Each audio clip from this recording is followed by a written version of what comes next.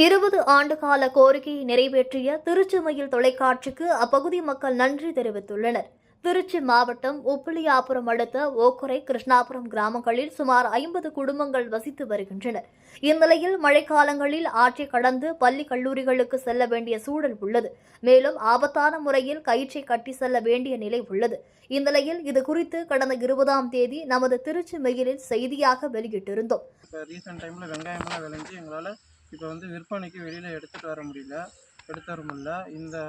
இந்த ஆற்றை கடக்கிறதுக்கு எங்களுக்கு தமிழக முதலமைச்சர் அவர்கள் எங்களுக்கு இந்த பதிவை பார்த்துட்டு எங்களுக்கு உடனடியாக நடவடிக்கை எடுத்து ஆற்றை கடக்க பாலம் அமைச்சு தருமாறு கேட்டுக்கொள்கிறோம். அதன் எதிரொலியாக அந்த கிராம மக்களின் 20 ஆண்டு கால கனவு தற்போது நிறைவேறியிருக்கிறது.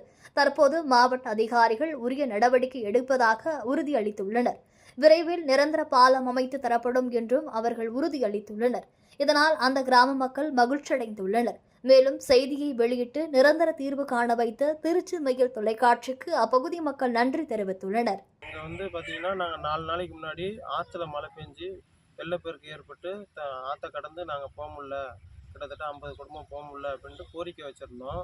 சம்மந்தப்பட்ட அதிகாரிகள்கிட்ட நேரடியாக முறையிட்டோம். அப்போ பார்த்தீங்கன்னா சரியான நடவடிக்கை எடுக்கலை. இப்போ பார்த்தீங்கன்னா திருச்சி மெயில் சேனல்லேருந்து எங்களை பேட்டி எடுத்து இந்த மாதிரி மக்கள் கஷ்டத்தை எடுத்துகிட்டு சேனலில் வெளியிட்டாங்க. அதை பார்த்துட்டு அதிகாரிகள் எங்களுக்கு அடுத்தடுத்த நாட்களில் நடவடிக்கை எடுத்து எங்களுக்கு இப்போ தற்காலிகமாக நாங்கள் உள்ளே போகிறோம் வெளியே வரோம் எந்த சிரமமும் இல்லாமல் பண்ணி கொடுத்துருக்காங்க.